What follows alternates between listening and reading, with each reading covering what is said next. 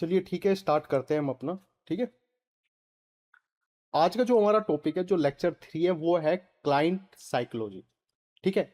अब क्लाइंट को कन्वर्ट करने के लिए जब हम क्लाइंट से मीटिंग करते हैं तो सबसे ज्यादा इंपॉर्टेंट होता है क्लाइंट को समझना।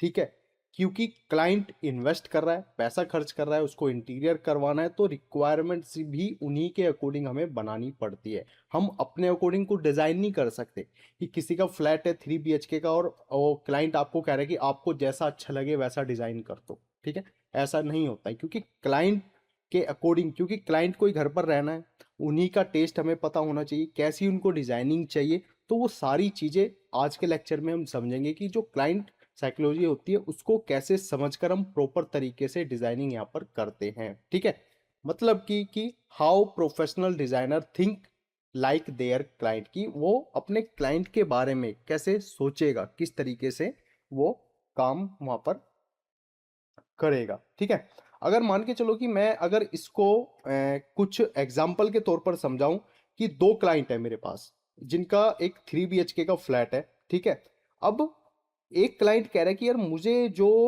अपना डिजाइन चाहिए एकदम सिंपल क्लीन चाहिए, ज्यादा डेकोरेशन वगैरह नहीं चाहिए। लेकिन एक क्लाइंट आपको बोलता है कि यार मुझे ना जो अपना इंटीरियर जो वर्क है वो काफी मतलब लग्जरी चाहिए, प्रीमियम फिनिश चाहिए। अगर मेरे घर पर गेस्ट आते हैं तो वो कहेगी वाओ, क्या मतलब क्या डिजाइन आपने, क्या इंटीरियर आपने करवाया।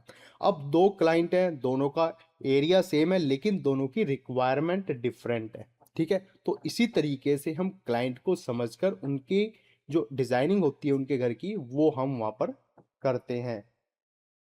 ठीक है, क्योंकि देखिए इंटीरियर डिजाइनर जो होता है वो कोई मतलब कि कोई फर्नीचर वगैरह कुछ इस तरीके से वो प्लेस नहीं करते, वो एक लाइफ स्टाइल को समझकर उस इंटीरियर में वो डिजाइन करते हैं। क्योंकि जो क्लाइंट है आखिर में रहना उन्हीं को है, इन्वेस्ट उनको करना है, तो हमें पता होना चाहिए। वरना आप क्या करोगे, आप कुछ भी डिजाइन करोगे तो क्लाइंट को आप शेयर करोगे तो वो क्या करेगा, उसको वो बार बार देखेगा, वो रिजेक्ट करेगा कि नहीं सर ये पसंद नहीं आया, ये पसंद नहीं आया। तो इससे अच्छा एक बार सबसे पहले क्लाइंट को समझो, उनके दिमाग को समझो, क्या वो चाहते हैं, क्या टेस्ट उनको पसंद है। ठीक है, क्या कलर्स उनको पसंद है, उसी के बाद हमें वहां पर काम करना है। ठीक है, तो इसलिए जो क्लाइंट को समझना काफी इंपॉर्टेंट है और उन्हीं के बेसिस पर हम यहाँ पर काम भी करते हैं।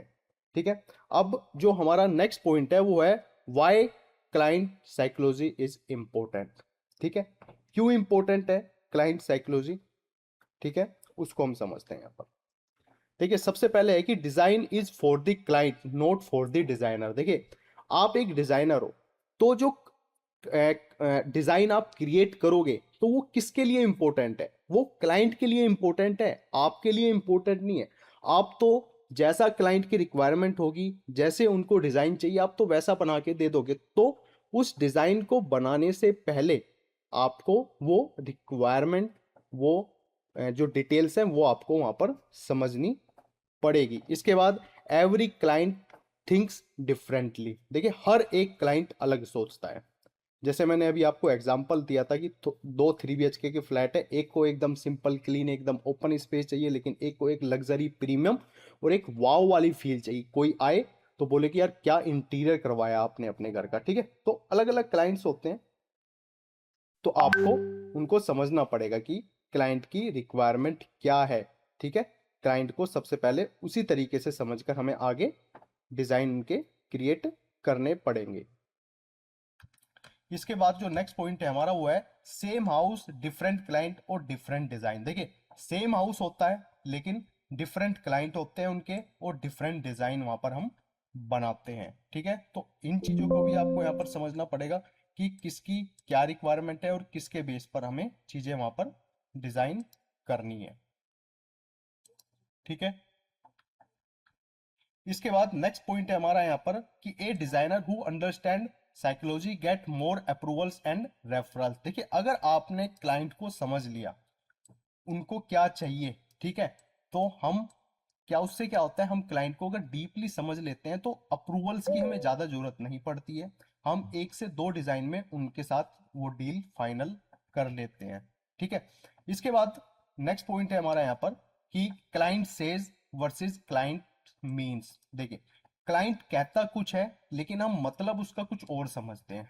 जैसे कि अब क्लाइंट, हर किसी की रिक्वायरमेंट होती है कि यार मेरा घर बहुत लग्जरी हो, एकदम प्रीमियम फ्यूल फील हो। अब आपको क्लाइंट क्या कहेगा, आपको यही बोलेगा ना कि मुझे लग्जरी चाहिए। मतलब कि क्लाइंट एक्चुअली क्या कह रहा है आपको, कि मुझे एक प्रीमियम फील चाहिए। ठीक है, कि वो कह रहा है कि आपको मुझे लग्जरी चाहिए, लेकिन उनका कहने का मतलब है कि मुझे प्रीमियम फील चाहिए यहाँ पर। ठीक है,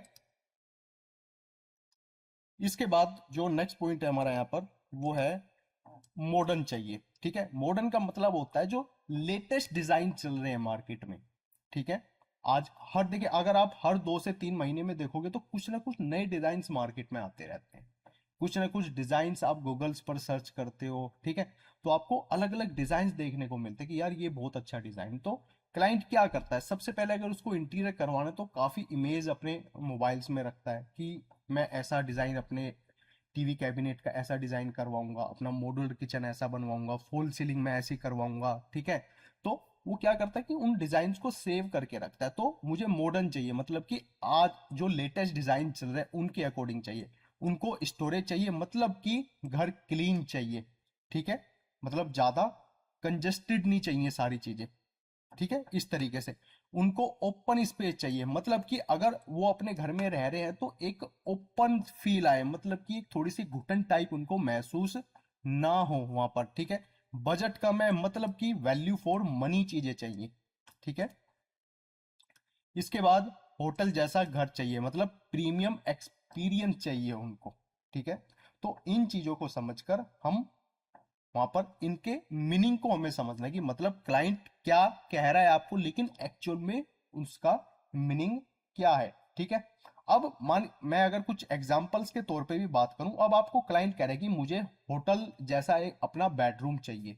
ठीक है, लेकिन अब जो बिगिनर होते हैं, मतलब आप एक फ्रेशर इंटीरियर डिजाइनर, तो आप क्या करोगे, आप आपको कहा कि लाइन ने कि यार मुझे अपना घर ना होटल जैसा चाहिए, मतलब उसका बेडरूम एकदम होटल जैसा चाहिए। तो आप क्या करोगे कि सर आप गूगल पर जाओगे, उनकी कुछ फोटो होटल्स की निकालोगे, जो रूम्स की होती है वो दिखाओगे। लेकिन जो प्रोफेशनल डिजाइनर होता है वो पूछता है, क्वेश्चंस पूछता है पहले कि सर होटल जैसा चाहिए, ठीक है, लेकिन किस होटल जैसा चाहिए।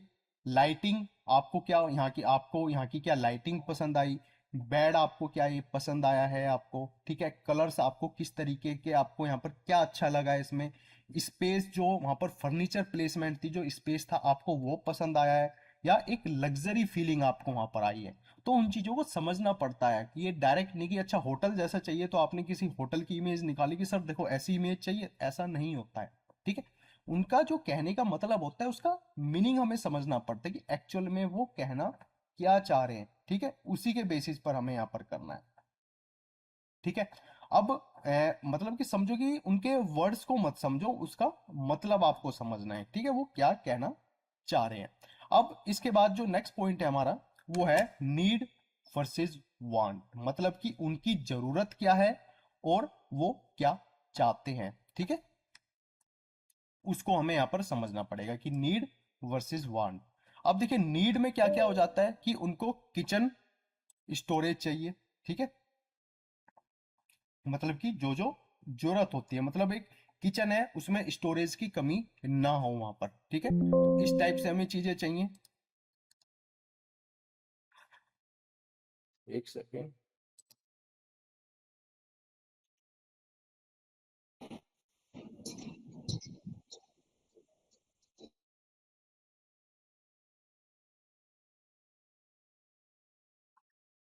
ठीक है, मतलब कि जो किचन है उसमें प्रॉपर स्टोरेज हमें चाहिए। इसके बाद प्रॉपर लाइटिंग हमें चाहिए जो उनकी जरूरत है। ठीक है, उसको हम समझ रहे हैं यहाँ पर। इसके बाद वार्डरोब हमें प्रॉपर चाहिए, वहां पर वेंटिलेशन होना चाहिए हमारे घर में, और सेफ्टी भी प्रॉपर होनी चाहिए। इसके बाद उनको जो पसंद है, मतलब कि नीड इनकी हमारी हमने यहाँ पर समझ ली है, लेकिन उनको क्या पसंद है। ठीक है, जैसे कि इटालियन मार्बल वहां पर चाहिए, क्रिस्टल मतलब चैंडलर्स वहां पर हमें चाहिए। इसके बाद इंपोर्टेड मेटेरियल्स हमें वहां पर चाहिए, और सेफ जो स्मार्ट ऑटोमेशन होते हैं वो भी हमें वहां पर चाहिए। ठीक है, तो नीड क्या है और वांट वो क्या चाहते हैं उसको हमें समझना पड़ेगा। किचन में स्टोरेज प्रॉपर चाहिए हमें, मतलब स्टोरेज की कमी ना हो, तो ये हमारी जरूरतें हो गई। और वो क्या चाहते हैं, ठीक है, वो जैसे कि मार्बल, ये एक थोड़ा सा उनकी फीलिंग को दर्शाता है, ठीक है। तो इन चीजों को हमें समझना पड़ेगा। अब देखिए मान के चलो कि इसे भी मैं एक एग्जांपल के तौर पर आपको समझाता हूँ। अब एक क्लाइंट है कि उनका बजट 8 से 10 लाख रुपए का है, और उनकी नीड क्या है कि उनको किचन भी वहां पर बनवाना है, वार्डरोब उनकी प्रॉपर होनी चाहिए, लाइटिंग भी प्रॉपर होनी चाहिए, और बाथरूम भी एकदम परफेक्ट वहां पर हो। लेकिन वो चाहते क्या है कि मुझे एक लग्जरी सोफा वहां पर चाहिए, ठीक है। अब देखिए बजट पे डिपेंड करता है। मैंने जो भी हमारे पिछले लेक्चर थे उसमें मैंने समझाया था, देखिए जो इंटीरियर का काम होता है वो समझा जाता है उनके बजट के अकॉर्डिंग, ठीक है। इस टॉपिक में भी हम समझेंगे अभी उसको, ठीक है, बजट किस तरीके से मैनेज किया जाता है।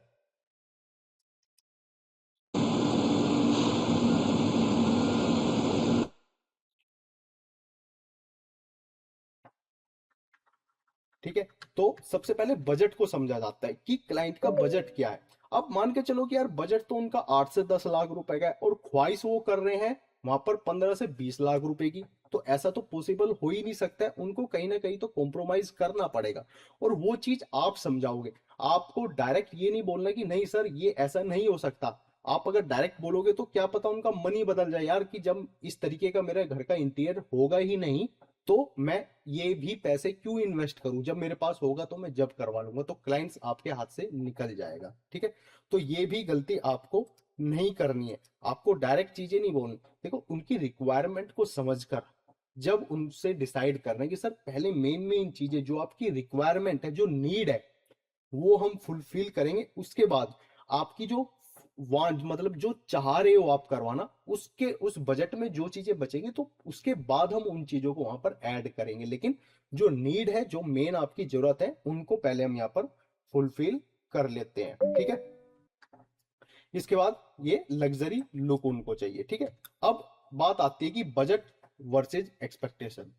अब देखिए बजट, अभी जो मैं आपको बात कर रहा था कि बजट तो हम सोचते हैं कि सर हम बजट हमारा बहुत परफेक्ट वहां पर हो जाए, कि हमारे बजट के अंदर हर एक चीज हो जाए यहाँ पर, fall ceiling, wardrobe, kitchen cabinets वगैरह हो गए आपके, मतलब एकदम लग्जरी फील आ जाए हमें वहां पर। लेकिन क्या वो पॉसिबल है? तो वो पॉसिबल होना, समझना, उन चीजों को हमें यहाँ पर दर्शाता है कि किस तरीके से वो चीजें वहां पर होंगी। अब हम यहाँ पर एक सिचुएशन की बात करते हैं। अब जो बजट है क्लाइंट का, वो क्या है? वो तो है 10 लाख रुपए, लेकिन वो चाह रहे हैं कि मेरा 40 लाख रुपए वाला इंटीरियर यहाँ पर हो जाए। तो क्या ऐसा पॉसिबल है? देखिए ऐसा पॉसिबल हो ही नहीं सकता। आप इंटीरियर काम ऐसा है कि जिसमें कोई भी लिमिट नहीं होती है, ठीक है, कोई लिमिट नहीं होती है इंटीरियर की।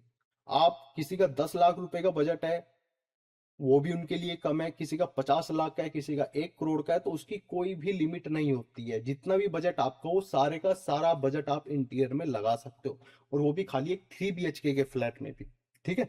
तो उन चीजों को भी हमें यहाँ पर समझना पड़ेगा कि यार ऐसा नहीं हो सकता, ठीक है। अब देखिए अगर क्लाइंट को, मैंने अभी स्टार्टिंग में, अभी इससे पिछले टॉपिक में मैंने आपको बोला कि क्लाइंट का तो बजट है 10 लाख रुपए, लेकिन वो चाह रहे कि यार मेरा 20-25 लाख रुपए वाला काम हो जाए। अगर आप उसे डायरेक्ट मना करोगे तो क्लाइंट का मन ही बदल जाएगा, क्लाइंट आपके हाथ से निकल जाएगा। देखिए साइकोलॉजी होती है कि हमें समझना पड़ता है, हर कोई चाहता है कि यार मेरा कम पैसे में ज्यादा अच्छा कुछ चीजें मुझे मिल जाए, या कम पैसा मैं खर्च करूं लेकिन बहुत शानदार चीजें मेरी क्रिएट हो जाए। लेकिन जो प्राइस है, उस प्राइस के अंदर ही हमें सारी चीजें मिलेंगी, उसके अंदर ही हमें सारी सर्विसेज मिलेंगी, तो उन्हें भी हमें समझना पड़ता है। तो सबसे पहले हम समझते हैं कि जैसे कि एक क्लाइंट का बजट कम है, तो सबसे पहले उनकी उनकी जरूरत क्या है, प्रायोरिटी क्या है उनकी। जैसे कि सर आपको प्रीमियम लाइटिंग चाहिए, गुड लैमिनेट चाहिए, सिंपल सीलिंग चाहिए, या प्रीमियम हार्डवेयर चाहिए, या जो नेचुरल कलर्स है, मतलब कि तो कलर्स में भी अलग अलग वैरायटी आती हैं, ठीक है, या एकदम मिनिमम लग्जरी चाहिए आपको। तो उनके पहले इन चीजों को समझना पड़ेगा कि इनका मेन जो फोकस है वो लग्जरी को समझ के आ रहे हैं, तो वो खुद ही अपने आप आपको आंसर दे देंगे वहां पर, ठीक है। अब काफी क्लाइंट्स ऐसे होते हैं कि आपको जैसे गूगल से, प्रिंटरेस्ट से वहां पर कुछ फोटो दिखा देंगे कि सर ये इस टाइप का मुझे रूम चाहिए। अब आप उस डिजाइन को समझोगे, तो आप जब आप एक डिजाइनर बन जाओगे, चीजों को आप समझने लगोगे, तो आप इमेज देख कर ही बता दोगे कि यार इस रूम में कम से कम 3 लाख रुपए की इन्वेस्टमेंट है और उनका बजट ही 8 से 10 लाख रुपए का, तो ये पॉसिबल नहीं है। लेकिन उस क्लाइंट को कन्वर्ट करना कैसे है, क्योंकि उनके माइंड को हमें समझना है, ठीक है। डायरेक्ट मना नहीं करना, उनको बताने के सर ये मटेरियल है, इसमें इस तरह की डिजाइनिंग हम करेंगे तो आपका बजट इसमें हाई चला जाएगा, या तो आप अपना बजट बढ़ाओ, या इसमें जो मेन फोकस चीजें होती हैं, जैसे कि आपको बेड के पीछे की जो वॉल है हम उसको इसी तरीके से डिजाइन कर सकते हैं, लेकिन इस रूम में जो जैसे कि आपकी कुछ वार्डरोब है, यहाँ पर टीवी कैबिनेट्स है, इनके साथ हमें कॉम्प्रोमाइज करना पड़ेगा, क्योंकि हम अगर रूम से एंटर कर रहे हैं, मतलब बाहर से रूम के अंदर एंटर कर रहे हैं, तो हमारा मेन जो वॉल है, सबसे पहले बेड के पीछे की जो वॉल होती है वो फोकस वॉल होती है, तो हम सर इसको इस तरीके से डिजाइन कर लेंगे। तो वो सारी चीजें कि आप उनको किस तरीके से वहां पर कन्वर्ट कर रहे हो, ठीक है। इसके बाद जो नेक्स्ट पॉइंट है हमारा यहाँ पर, वो है इमोशनल बाइंग डिसीजन जो होते हैं, ठीक है।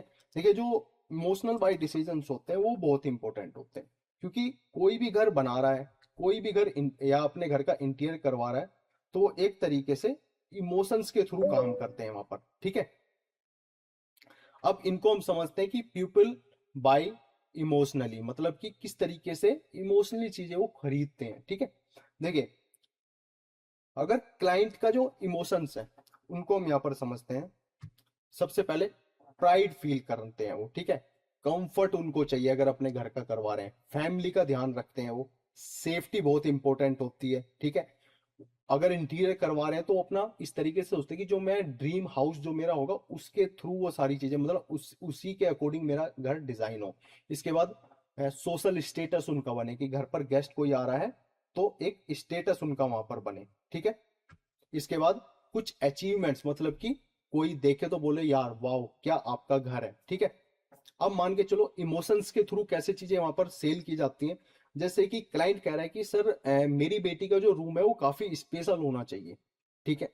अब प्रॉब्लम क्या है, ठीक है, हमें पहले प्रॉब्लम को समझना पड़ेगा, ठीक है। लेकिन देखिए प्रॉब्लम इसमें कुछ नहीं है, अगर आप इसको समझोगे, क्लाइंट आपको कह रहा है कि सर मेरी बेटी का जो हाउस है वो बहुत वहां पर स्पेशल होना चाहिए, तो प्रॉब्लम नहीं है यहाँ पर, क्या है यहाँ पर इमोशन है, ठीक है। उस फादर का अपनी डॉटर से रिलेटेड वो इमोशन है, मतलब कि आप किस तरीके से उनको सजेस्ट करोगे कि सर ठीक है, मैं आपकी जो बेटी का रूम है मैं उसको प्रिंसेस थीम पर वहां पर डिजाइन करूंगा, उनके पढ़ने के लिए एक अलग से एक स्टडी स्पेस वहां पर बनाऊंगा, ठीक है। एक मेमोरी वॉल में वहां पर बनाऊंगा, जिससे कि वो एक मेमोरी के तौर पर, जैसे कि उनकी फोटो हो जाती है, कुछ पढ़ाई से रिलेटेड हो जाती है, उस वॉल को मैं उस तरीके से डिजाइन करूंगा। फ्यूचर स्टोरेज से रिलेटेड मान के चलो कि सर आपकी बेटी आज 4-5 साल की है, तो धीरे धीरे ये बढ़ेगी, तो इनको स्टोरेज से रिलेटेड प्रॉब्लम ना हो, मैं इनके जो स्टोरेज है इनकी बुक से रिलेटेड हो, इनके जो कपड़े हैं उनसे रिलेटेड हो, तो मैं उसी तरीके से उन चीजों को वहां पर डिजाइन करूंगा, ठीक है। तो ये क्या हो गया, यहाँ पर जो उनका इमोशंस था, ठीक है, अपनी बेटी से रिलेटेड इमोशनल हो रहे थे वो वहां पर सोल्व हो गया, तो वो क्या कहेंगे, ठीक है यार प्रिंसेस थीम पर बनाएंगे, स्टडी स्पेस भी हो गया, मेमोरी वॉल भी हो गई, साथ ही स्टोरेज की भी प्रॉब्लम नहीं होगी ने, तो वो क्या हो गया, वो क्लाइंट इमोशनली आपको काम वहां पर दे देगा। तो ये छोटे छोटे पॉइंट्स होते हैं जो आपको समझने वहां पर पड़ेंगे, ठीक है। इसके बाद जो नेक्स्ट पॉइंट है हमारा वो है स्टेटस साइकोलॉजी, ठीक है। अब स्टेटस साइकोलॉजी बहुत इंपॉर्टेंट होती है क्लाइंट्स के लिए। काफी लोग ऐसे होते हैं कि पैसा कितना भी हो जाए, लेकिन वो जो सोसाइटी से रिलेटेड चीजें होती हैं, जो स्टेटस से रिलेटेड चीजें होती हैं, वो इतना उनको पसंद नहीं करते, कि वो जैसे हैं वैसा ही दिखना पसंद करते हैं, ठीक है, पैसा होने के बाद भी सिंपल। लेकिन कुछ लोग होते हैं कि पैसा कम है लेकिन दिखाना बहुत ज्यादा है, तो स्टेटस जो होता है वो उनको मेंटेन करना है। तो मेंटेन कैसे होते हैं, उनके लाइफ स्टाइल से, ठीक है, उनके पहनावे से, उनके पास गाड़ी अच्छी है, जैसे आईफोन लेके, आईफोन क्यों लेते हैं लोग, कि एक स्टेटस के तौर पर लेते हैं। ऐसे ही इंटीरियर भी अपने घर का इसलिए करवाते हैं लोग, रहने को तो बिना इंटीरियर के भी रह सकते हैं, कोई प्रॉब्लम नहीं है, लेकिन क्यों करवा रहे हैं, एक स्टेटस के लिए, कि उनके घर पर कोई आए तो कहे कि यार वाह क्या घर है आपका, ठीक है। अब इसको हम यहाँ पर समझते हैं स्टेटस से रिलेटेड। अब देखिए लोग क्या चाहते हैं, ठीक है, अलग अलग रिक्वायरमेंट होती है उनको, मतलब एक लग्जरी फील चाहिए, प्रीमियम फील चाहिए, रेस्पेक्ट वहां पर चाहिए, सोशल इमेज वहां पर चाहिए, कंफर्ट उनको वहां पर चाहिए, ठीक है। इसी तरीके से काम करते हैं कि एकदम लग्जरी, रिस्पेक्ट वगैरह सारी चीजों। अब मान के चलो कि एक एग्जाम्पल के तौर पर कोई उनके घर पर कोई गेस्ट आ रहा है, और अब क्लाइंट क्या चाहता है कि अगर मेरे घर पर गेस्ट आए तो वो क्या बोले कि यार वाओ, कितनी लग्जरी फील आई है आपके घर पर आते ही।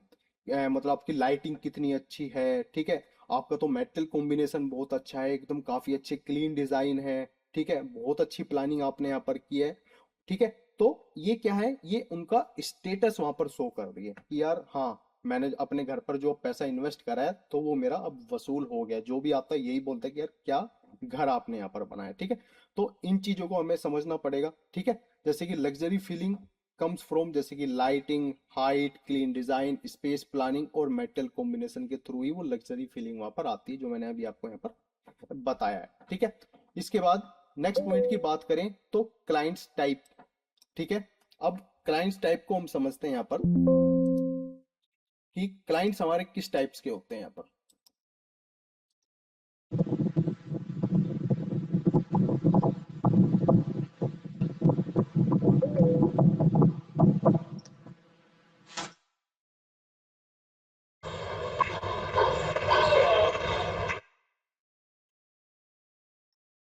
ठीक है, क्लाइंट्स टाइप को हम यहाँ पर समझते हैं सबसे पहले। अब देखिए, जो बजट क्लाइंट्स होते हैं उनका फोकस किस पर रहता है, वैल्यू फॉर मनी पर, कि यार मेरी सारी चीजें मेरे बजट के अंदर हो जाए, ठीक है। यही होते हैं बजट क्लाइंट, कि मेरे प्राइस के अंदर जितना भी मैं इन्वेस्ट करना चाह रहा हूं उसी के अंदर सारी की सारी चीजें मेरी यहां पर बन जाए, मुझे कुछ एक्स्ट्रा पैसा खर्चा ना कर पड़े और पैसा कुछ बच ही जाए। इसके बाद जो लग्जरी क्लाइंट्स होते हैं उनका फोकस किस पर रहता है, प्रीमियम एक्सपीरियंस पर, कि एक लग्जरी आए, कि कोई भी अगर मैं देखूं अपने घर को या कोई यहाँ पर गेस्ट आ रहा है तो उनको एक प्रीमियम एक्सपीरियंस यहाँ पर मिले। इसके बाद जो प्रैक्टिकल क्लाइंट होते हैं, ठीक है, उनका फोकस किस पर रहता है कि यार मेरा जो मेंटेनेंस है घर की, कुछ प्रॉब्लम ना आए, ऐसा ना हो कि मैंने कुछ चीजें यहाँ पर बनवा ली और बार बार उसकी मेंटेनेंस ही मैं यहाँ पर करवा रहा हूँ, ठीक है। इन चीजों का होता है। इसके बाद जो इमोशनल क्लाइंट होते हैं, जो मैंने अभी आपको बताया था, उनका फोकस किस पर रहता है, फैमिली पर, कंफर्ट पर और ड्रीम होम्स पर, ठीक है। क्योंकि ये फैमिली इमोशन से जुड़ी है, कंफर्ट आपका इमोशन से जुड़ा है, मतलब कि फैमिली को भी कंफर्ट मिले, और ड्रीम होम ये भी हमारे इमोशन से जुड़ा होता है, ये हमारी फीलिंग होती है कि मेरी ड्रीम कार, मेरा ड्रीम हाउस, ठीक है। तो ये सारी चीजें होती है, तो ये इमोशंस होते हैं। इसके बाद जो ट्रेंड क्लाइंट्स होते हैं, मतलब जो आज के अकॉर्डिंग चलना चाहते हैं, कि उन्होंने कुछ गूगल पर, इंस्टाग्राम पर कुछ डिजाइन देखे और उससे क्या होगा कि वो ऐसा चाहिए, मतलब कि जैसे कि इंस्टाग्राम पर, पिंटरेस्ट पर या लेटेस्ट डिजाइन को देखते कि वो क्या करते हैं, उसको रील को सेव कर लेंगे, उस इमेज को सेव कर लेंगे, उसके स्क्रीनशॉट ले लेंगे और बाद में कहेंगे यार मुझे ऐसा ही घर यहाँ पर चाहिए। इसके बाद जो कंफ्यूज्ड क्लाइंट रहते हैं वो क्या, उनका फोकस किस पर रहता है कि यार नहीं, मुझे नहीं समझ आ रहा, या मुझे कुछ गाइडेंस दो किस तरीके का मैं घर बनाऊं। तो उनकी क्या है, उनको कुछ समझ ही नहीं आता, वो कंफ्यूज रहते हैं लास्ट एंड टाइम तक भी, ठीक है। तो इस टाइप्स के आपको यहाँ पर क्लाइंट मिलते हैं। इसके बाद अगर हम नेक्स्ट पॉइंट की बात करें यहाँ पर, कि हमें किस टाइप के क्वेश्चंस यहाँ पर हमें क्लाइंट से पूछने चाहिए, ठीक है। इसके बाद देखिए, अब क्लाइंट आपको बोलता है कि सर मुझे अपना मॉडर्न घर बनवाना है, ठीक है। अब मॉडर्न का मतलब क्या होता है, मैंने अभी आपको स्टार्टिंग में भी बताया था। देखिए, मॉडर्न का मतलब काफी चीजें होती हैं। मॉडर्न क्या चाहिए मॉडर्न में, जैसे कि आप कुछ क्वेश्चन उनसे पूछते हो कि मिनिमम डिजाइन चाहिए आपको यहाँ पर, ठीक है, आपको लग्जरी चाहिए, ठीक है, या कुछ डार्क थीम पर चाहिए, या कुछ लाइट थीम पर चीजें आपको चाहिए, ठीक है, या कुछ होटल स्टाइल में आपको चीजें क्रिएट करवानी है। क्योंकि आज के टाइम पे जो क्लाइंट्स हैं, जो लोग हैं, वो थोड़ा सा जैसे कि ट्रैवल करते हैं, होटल्स देखते हैं, तो वो सोचते हैं कि यार इस टाइप का मेरा रूम हो, इस तरीके का स्पेसियस हो, इस टाइप की यहाँ पर फर्नीचर प्लेसमेंट हो, ठीक है, वुड फिनिश आपको यहाँ पर चाहिए, या कुछ वाइट थीम पर आपको चाहिए, ठीक है। तो इस टाइप से चीजें वहाँ पर डिसाइड करते हैं कि मॉडर्न का मेनली मतलब होता क्या है, ठीक है। अब देखिए, मान के चलो कि कोई एक क्लाइंट है, अब उनको लग्जरी कुछ चाहिए, मतलब कि लग्जरी रेफरेंस उन्हें दिखाओ कम से कम, ठीक है। अगर वो लग्जरी कह रहे हैं तो लग्जरी का मेन उनका मतलब है क्या, जैसे मैंने अभी आपको बताया, नीड, वांट, ठीक है, वो क्या चाह रहे हैं, क्या उनको पसंद है। मतलब हम चाहते तो बहुत कुछ है, लेकिन उतना बजट भी हमारा होना चाहिए। तो वो सारी चीज़ें हमें पहले डिसाइड करनी पड़ेगी, ठीक है। अब इसके बाद जो नेक्स्ट पॉइंट है हमारा, वो है डिसीजन मेकर। देखिए, अब आप मान के चलो कि आप किसी क्लाइंट के साथ मीटिंग कर रहे हो, आपने उनको समझाया, सारी चीजें होगी, लेकिन आपको पता चलता है कि यार जो डिसीजन मेकर है ये तो बस अपनी फीलिंग, किस टाइप की चीजें चाहिए वो चीजें यहाँ पर डिस्कस कर रहे हैं, लेकिन जो डिसीजन मेकर है, जो एक्चुअल में डिसाइड करेगा कि काम करवाना है नहीं करवाना, मुझे देना है या नहीं देना, मेरा बजट सही है नहीं, वो तो कोई और है, ठीक है। अब वो क्या हो सकता है, जैसे कि एग्जाम्पल के तौर पर फादर हो सकते हैं। मतलब फादर कहेंगे, फादर पे करेंगे, मदर क्या करेगी, किचन यूज करती है ज़्यादा, किड्स बेडरूम यूज करेंगे, और ग्रैंड पेरेंट्स उनकी नीड सेफ्टी होती है। तो डिसीजन मेकर हमारे काफ़ी अलग अलग हो सकते हैं, ठीक है। कि ठीक है, मैं जैसे कि मैं बात कर रहा हूँ एक डिज़ाइनर के साथ, तो डिसीजन कि मुझे सारी चीज़ें समझा रहे, लेकिन आपको पता चला कि यार मेन डिसीजन तो अलग अलग लोग लेंगे, ठीक है। किचन कैसा चाहिए, बेडरूम कैसा चाहिए, ग्रैंड पेरेंट्स को क्या क्या चीज़ें चाहिए, तो वहाँ ऐसी सिचुएशन में भी आप फंस सकते हो। तो आपको उनके एग्जाम्पल्स, मतलब कि उनको कैसे कन्वर्ट करना है हर एक लोगों को। किसी घर में एक ही डिसीजन मेकर होता है कि उन्हीं को समझाना है, वही पे करेंगे, काम खत्म हो जाता है। लेकिन एक घर में ऐसा होता है कि चलो आपने मुझे समझाया, फादर ने या कोई और लोग हैं, वो उनको पे करना है, काम हो जाता है। लेकिन कुछ घर में ऐसे होते हैं कि हर कोई डिसीजन मेकर होता है कि सब मेरा बेडरूम ऐसा होगा, नहीं ऐसा नहीं चाहिए, ऐसा होगा। तो अलग अलग तरह की कंडीशंस में आप वहां पर फंस सकते हो, ठीक है। तो इन चीजों को भी आपको समझना पड़ेगा। देखिए, अगर मान के चलोगे, देखिए प्रोफेशनल डिजाइनर क्या करते हैं, मेनली सबको समझते हैं, ठीक है, सबकी प्रॉब्लम को समझते हैं। देखिए, अगर हस्बैंड पेमेंट करता है और वाइफ किचन यूज करती है, तो किसकी रिक्वायरमेंट इंपॉर्टेंट होगी, मतलब कौन डिसीजन लेगा। अगर हस्बैंड तो पेमेंट करेगा, लेकिन जो वाइफ है वो किचन यूज करती है। अब यहाँ पर मेन डिसीजन मेकर कौन है, आपको वो चीजें समझनी पड़ेगी कि मेन डिसीजन लेगा कौन। चलो हस्बैंड तो पेमेंट कर रहा है, लेकिन यार डिसीजन तो जो फाइनल लेगी वो उनकी वाइफ लेगी। तो आप दोनों के बीच में फंस जाओगे कि यार इनको इम्प्रेस करूं या इनको इम्प्रेस करूं। यहाँ पर इम्प्रेस आपको किसी को नहीं करना, आपको उन दोनों की प्रॉब्लम को समझकर, उनकी नीड को समझकर, और क्या वो चाह रहे हैं उसको समझकर आपको एक सॉल्यूशन वहां पर देना है, जिसकी वजह से वो एक ही आंसर में दोनों लोग वहां पर आपके साथ वहां पर कन्वर्ट हो जाएं, ठीक है। इस टाइप के वहां पर प्रॉब्लम आपको सॉल्व करनी है।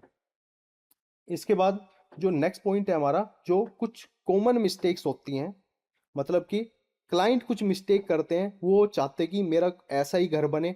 अब देखिए, हर जो घर होता है उसकी डिजाइनिंग अलग की जाती है, नीड्स अलग होती हैं, ठीक है, उनके साइज, उनके स्पेस अलग होते हैं, लेकिन क्लाइंट्स को वो चीज़ें समझ नहीं आती है। वो क्या गलती करते हैं, प्रिंटरेस्ट से आपके कुछ कॉपी वहाँ पर स्क्रीनशॉट लेते हैं, सेव कर लेते हैं, कहेंगे कि नहीं सर ऐसा ही बनाओ। अब वो पॉसिबल ही नहीं है डिज़ाइन बनाना। अब मान के चलिए कि एक डिज़ाइन 15-16 फीट की जो वॉल है, एक बेडरूम है जो 15-16 फीट की वॉल है उस पर बना हुआ है, और क्लाइंट की जो वॉल है वो 10-11 फीट की है। तो वो डिज़ाइन हम 10-11 फीट में कैसे उसको बना सकते हैं। अब अगर एक दो फीट का फर्क हो तो हम फिर भी उस डिज़ाइन के साथ कुछ ना कुछ कॉम्प्रोमाइज कर सकते हैं। लेकिन अगर 5-6 फीट का डिफरेंस होगा तो हम उस चीज़ को नहीं बना सकते। तो लेकिन वो क्लाइंट नहीं समझता कि नहीं बन जाएगा, इसको ऐसे कर दो, इसको यहाँ से कम कर दो, लेकिन वो पॉसिबल नहीं होता है। तो यहाँ पर इन चीज़ों से हमें यहाँ पर मतलब है कि बहुत ही समझना पड़ता है, ठीक है। तो इन चीज़ों को हमें समझना पड़ेगा, अलग अलग तरह की चीज़ें होती हैं। इसके बाद जैसे कि जो डिसीजंस होते हैं, मतलब कि कुछ चेंजिंग डिसीजंस जो हमारे होते हैं यहाँ पर, ठीक है, उनको हमें कि बार बार कुछ चेंजेस, हम डिज़ाइन बना रहे हैं और बार बार क्लाइंट चेंज कर रहा है, पहले रिक्वायरमेंट कुछ बता रहा है, हमने उनको भेजा, उसके बाद कुछ और रिक्वायरमेंट बता रहा है। तो ये प्रॉब्लम आपको फेस करनी पड़ती है। मतलब अनरियलिस्टिक बजट वो बता देते हैं, मतलब कि पहले तो उन्होंने डिसाइड करा कि मैं 15 लाख रुपए इन्वेस्ट करूंगा, अब वो डिसाइड कर रहे हैं कि नहीं यार मेरा जो काम है मैं तो यार 5-6 लाख रुपए कर सकता हूँ, इससे ज़्यादा नहीं। अब आपने जो डिज़ाइनिंग की, जो मटेरियल उसमें यूज किया है वो 10-12 लाख रुपए के अकॉर्डिंग करे। अब क्लाइंट करे कि नहीं सर मेरा इतना बजट नहीं है, पैसों की अरेंजमेंट नहीं हो पा रही, तो 5-6 लाख रुपए के अंदर बना के दे दो। तो यहाँ पर भी आप फंस जाते हो। इसके बाद वो क्या करते हैं, कुछ रिलेटिव्स हैं उनको फॉलो करते हैं, मतलब उनके घर पर सर ऐसा इंटीरियर हो रहा है, मुझे तो ऐसा इंटीरियर दो करके। तो वो ये चीज़ें भी आपको काफ़ी फेस करनी पड़ती है, ठीक है। और इग्नोरिंग फंक्शनैलिटी, मतलब कि देखिए जो चीज़ पॉसिबल हो ही नहीं सकती, ठीक है, जो एक्चुअल में बन ही नहीं सकती, लेकिन वो डिजाइन के थ्रू सोचते कि हम ऐसा ही बना दे और मेरी थीम पर बना दे, तो ये भी प्रॉब्लम आपको फेस करनी पड़ेगी। तो मतलब ये कॉमन मिस्टेक्स होती हैं जो क्लाइंट के साथ हमें फेस करनी पड़ती हैं, ठीक है। और जो लेटेस्ट ट्रेंड होते हैं उसको, मतलब कि लेटेस्ट डिजाइन्स को क्या करते हैं कि सर ऐसा ही बना के दो, इस तरीके का बना के दो। तो मेन क्या करते हैं कि जो आजकल के जो लोग हैं वो ज़्यादातर, अगर वो डिज़ाइनर को भी हायर कर रहे हैं ना, तो लेकिन उनका सारे का सारा फोकस किस पर होता है, अपने रिलेटिव सर, अलग अलग इमेजेस देखते हैं, बस उनके पीछे वो लगे रहते हैं। लेकिन वो समझते नहीं है कि उनके लाइफ स्टाइल के अकॉर्डिंग क्या चीज़ें सूटेबल यहाँ पर करेगी, क्या सूट करेगी, क्या मटेरियल इनकी थीम पर ये सूट कर भी रहा है या नहीं कर रहा है, लेकिन उनको चाहिए ही वैसा, ठीक है। तो इन चीजों को आपको यहाँ पर समझना पड़ेगा और इन प्रॉब्लम से भी आपको फेस इनको करना पड़ेगा, ठीक है। अब जो, अगर मैं यहाँ पर समझाऊं तो कुछ क्लाइंट्स के साथ जो, मतलब हम जब क्लाइंट से मिलते हैं, ठीक है, तो फ्रेमवर्क के थ्रू हम कैसे हम उन चीजों को वहां पर समझेंगे, ठीक है, किस टाइप के हमें वहां पर उनसे क्वेश्चन पूछने हैं, ठीक है। जैसे कि कैटेगरी हो जाती है हमारी अलग अलग क्वेश्चंस की, जैसे कि फैमिली से रिलेटेड, कितने मेंबर्स हैं, एज ग्रुप क्या है, फ्यूचर प्लानिंग क्या है, ठीक है। देखिए जितने मेंबर्स होंगे, क्योंकि मेंबर्स अलग अलग होते हैं, सबकी अपनी अपनी रिक्वायरमेंट होती है, तो वो भी चीज़ें आपको यहाँ पर समझनी पड़ेगी कि वो क्या चाह रहे हैं, उनके जो फैमिली मेंबर्स हैं उनके अकॉर्डिंग कैसे हम यहाँ पर डिज़ाइन कर सकते हैं। इसके बाद लाइफ स्टाइल से रिलेटेड हो जाते हैं कि वो वर्क फ्रॉम होम करते हैं, ठीक है, या गेस्ट कितनी बार आते हैं और डेली रूटीन क्या है। अब देखिए लाइफ स्टाइल बहुत इंपॉर्टेंट होती है, जो पिछले लेक्चर मैंने बताया भी था, ठीक है। तो लाइफ स्टाइल को समझकर ही हम चीज़ों को यहाँ पर डिज़ाइन करते हैं। इसके बाद जो फंक्शंस होते हैं, फंक्शनैलिटी के हिसाब से, मतलब सबसे ज़्यादा किस रूम का यूज होता है। काफी घरों में ऐसा होता है ना कि रूम तो 3-4 हैं, लेकिन सब लोग एक ही रूम में घुसे रहते हैं, बस जब रात होती है जब ही हम सोने जाते हैं अपने अपने कमरे में, उन दूसरे कमरों का यूज करते हैं, लेकिन एक ही कमरे में सब बैठते हैं।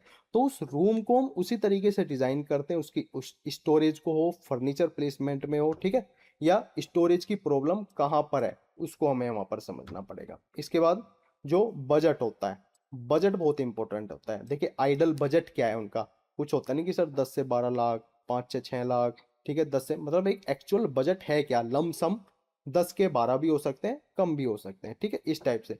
मैक्सिमम कितना बजट आप स्ट्रेच कर सकते हो, ठीक है, मतलब कि अगर आपका 10 लाख है और कुछ काम, लेकिन जो आप डिजाइनिंग चाह रहे हो सर 12 लाख रुपए तक की, हम उसकी मतलब वो इतना बजट चला जाएगा, क्या आप इसको स्ट्रेच कर सकते हो। अगर कहे कि हाँ ठीक है कोई नहीं, 2 लाख रुपए एक्स्ट्रा होंगे तो मैं कर लूंगा उसको भी, तो वो चीज़ें आपको समझनी पड़ेंगी। इसके बाद किस चीज़ पर इन्वेस्ट करना चाहेंगे, ठीक है, मतलब कि किस चीज़ पर ज़्यादा इन्वेस्ट करना चाहेंगे। काफ़ी लोग होते हैं ना अलग अलग चीज़ों पर इन्वेस्ट सोचते हैं करना, तो उनको मेनली बजट, मतलब किस चीज़ पर इन्वेस्ट करना है, ठीक है। इसके बाद तो डिज़ाइन प्रेफरेंस होती है, मतलब कि 3 रेफरेंस इमेज आपको दिखानी है, ठीक है, कौन से कलर पसंद है, क्या बिल्कुल पसंद नहीं आ रहा, मतलब कि कुछ, देखिए आपको पहले क्लाइंट को समझना है, उनके टेस्ट को समझना है, उनके लाइफ स्टाइल को समझना है, उनकी रिक्वायरमेंट को समझना है, जभी तो आप चीज़ों को वहाँ पर कर पाओगे ना। तो इन चीज़ों को आपको पहले ही समझना वहाँ पर पड़ेगा, ठीक है। अब कुछ 10 रूल्स जो काफी इंपॉर्टेंट होते हैं, जो अब तक हमने पढ़ा है, उसको हम यहाँ पर समझेंगे कि जो क्लाइंट साइकोलॉजी होती है उसको समझने के लिए जो 10 रूल्स हैं जो कि हमें पता होने चाहिए, ठीक है, जब हम क्लाइंट के साथ मीटिंग करते हैं, उनको समझते हैं, क्योंकि क्लाइंट हमें कन्वर्ट करना है, क्लाइंट कन्वर्ट होगा तो हमारे पास काम आएगा, तो हम पैसा कमा पाएंगे। तो क्लाइंट को कैसे समझेंगे, यहाँ पर देखिए, listen to understand not just to respond, ठीक है, मतलब देखिए क्लाइंट की सबसे पहले क्या है कि आप बात सुनो कि क्लाइंट क्या कहना चाह रहा है, ठीक है। अब ऐसा नहीं है सिर्फ जवाब नहीं देना आपको, उनको समझना है कि क्लाइंट कह क्या रहा है, बस खाली वहां पर आपको, क्योंकि मेनली आपको क्लाइंट को समझना है, उसके बाद ही तो कुछ सॉल्यूशन वहां पर निकलेगा ना। इसके बाद understand the meaning behind the clients word. देखिए क्लाइंट जो कह रहा है, जो हमने समझा था कि क्लाइंट क्या चाह रहा है और क्या उसको चाहिए, मतलब कि वर्ड्स के पीछे का मीनिंग समझो कि क्लाइंट्स के जो जो बोल रहा है उसके पीछे का मीनिंग क्या है। ठीक है, इसके बाद जो उनके नीड और वांट्स हैं, ठीक है, जो मैंने अभी आपको समझाया था, उसको अलग अलग करो, क्या उनकी नीड है और क्या वो चाह रहे हैं, उसको हमें अलग अलग करना पड़ेगा। ठीक है, उनको सेपरेट करना पड़ेगा अलग अलग तरीके से। इसके बाद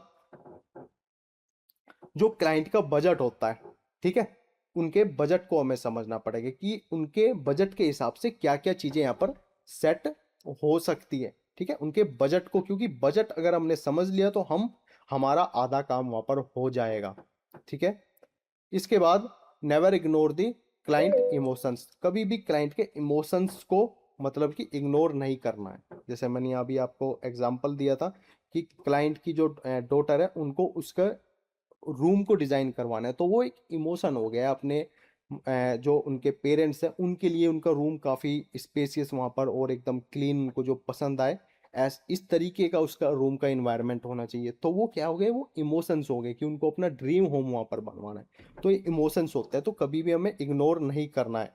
ठीक है, इसके बाद make the clients life style the foundation of the design. ठीक है, देखिए लाइफ स्टाइल को जब हम डिजाइन करते हैं तो हमें किस टाइप से करना है कि जब डिजाइन कर रहे हैं तो उनके लाइफ स्टाइल को समझकर हमें चीजों को डिजाइन वहां पर करना है।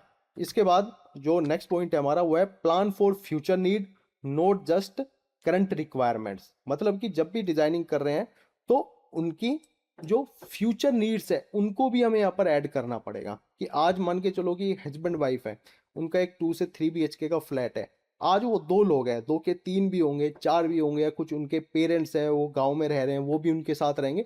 तो उनकी नीड्स को, क्योंकि इंटीरियर काम ऐसा तो नहीं है ना कि आज हमने करवाया और 10 साल बाद फिर करवाएंगे। ये तो यार आपके जब तक घर रहता है वो चलता ही है, कुछ कुछ चीजें चेंजेस हो जाती हैं लेकिन पूरे घर का इंटीरियर बार बार चेंज नहीं होता है वहां पर।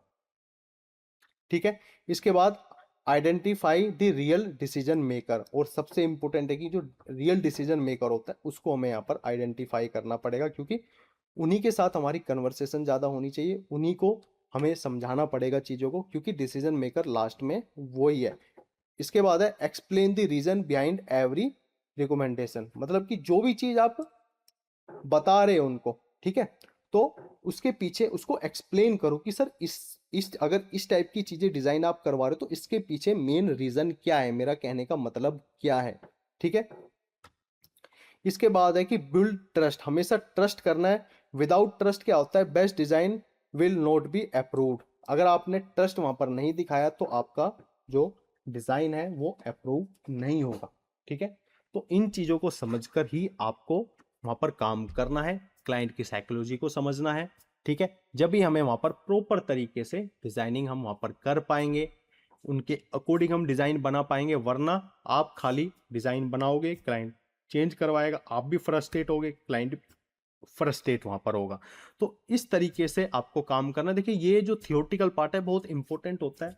अभी आपको बोरिंग लग सकता है कि यार ये कौन समझता है, लेकिन जब एक्चुअल में आप काम करोगे ना, आप किसी जब डिजाइनिंग फर्म में भी आप जाओगे, देखिए वो डिजाइनिंग तो आपसे करवा के देखेंगे कि डिजाइनिंग आती है नहीं आती, लेकिन जो ये थियोरटिकल क्वेश्चंस होते हैं वो आपसे पूछेंगे कि जो क्लाइंट साइकोलॉजी होती है उसको उसके थोड़ा एक्सप्लेन करो, किस टाइप से आप क्लाइंट को समझोगे, क्लाइंट की नीड ये है लेकिन चाह वो ये रहा है, तो कैसे इसको एक्सप्लेन करोगे आप क्लाइंट को। तो ये क्वेश्चंस पूछे जाते हैं, आपसे इंटरव्यू में भी पूछे जाते हैं। तो इसलिए ये हमें बोरिंग लग सकते हैं कि यार इंटीरियर डिजाइनिंग तो खाली हम कुछ घर वगैरह डिजाइनिंग कर लिया, इंटीरियर कर लिया, एलिवेशन बना ली, यही काम होता है। नहीं, ऐसा नहीं होता है। मैंने फिर आपको कह रहा हूँ 100% में से खाली 20% काम होता है आपका सॉफ्टवेयर का, 80% यही थियोरटिकल चीजें होती हैं जिन्हें हम बोरिंग बताते हैं। और ये कंटेंट आपको कहीं नहीं मिलेगा, ये कोई नहीं समझाता कि किस तरीके से चीजों को समझा जाता है, इन प्रॉब्लम्स को कैसे सोल्व किया जाता है। और बड़ी बड़ी जो फर्म होती है, कंपनी होती है, अगर आप वहां पर देखोगे तो इस टाइप के क्वेश्चन जरूर पूछे जाते हैं। जो हमारे थ्रू जो लाइव कोर्स में जो बच्चे हमारे साथ जुड़ते हैं, उसके बाद जब हम उनके इंटरव्यू शेड्यूल करवाते हैं अलग अलग फर्म्स के साथ, तो वहाँ पर वो हम उनको बताते हैं कि इस टाइप के क्वेश्चन आपसे पूछे जाएंगे। डिजाइनिंग तो लास्ट का काम है, लेकिन पहले वो आपसे जो थियोरटिकल चीजें होती हैं वो आपसे पूछेंगे।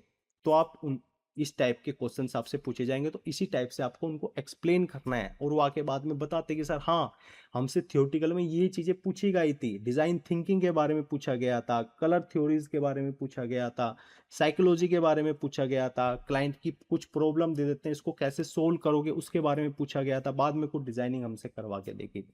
ठीक है, तो ये बहुत काफी इंपॉर्टेंट है, इसलिए आपको इन चीजों को समझना पड़ेगा। ठीक है, तो अगर आप किसी का कोई डाउट हो तो आप पूछ सकते हो, उसके बाद मैं क्लास को यहाँ पर एंड करता हूँ। कुछ रिक्वायरमेंट हो आपकी, कुछ क्वेश्चन हो तो आप पूछ सकते हो, वरना फिर नेक्स्ट लेक्चर में मिलेंगे। Okay, sir. Thank you. Okay sir, okay, thank you so much.